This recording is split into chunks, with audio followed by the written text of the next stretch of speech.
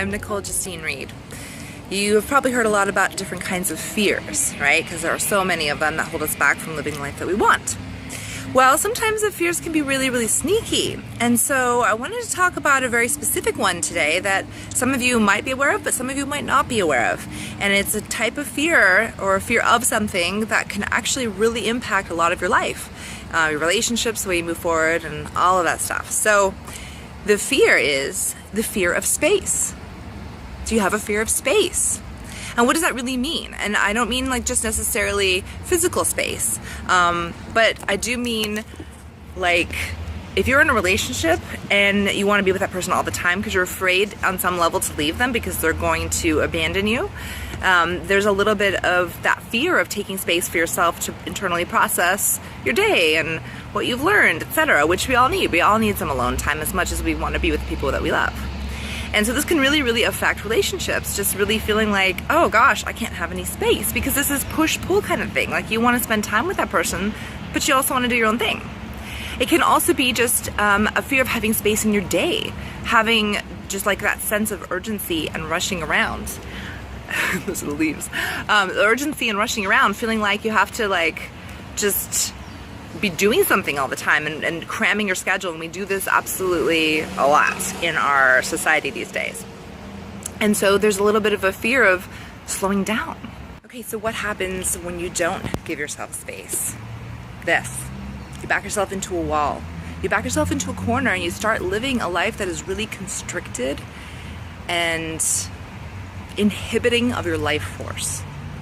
And so you want to back away from the wall. Change your perspective, give yourself some space, right? So things are not always what they seem. It seems like maybe you need to be rushing, or maybe you can't be away from your partner, or maybe you don't have time to go within, or whatever the excuse may be, but it isn't true. All you have to do is shift your perception, change the way you look at things, right? And space opens up. So trust that there is space and there's something valuable in the space, right?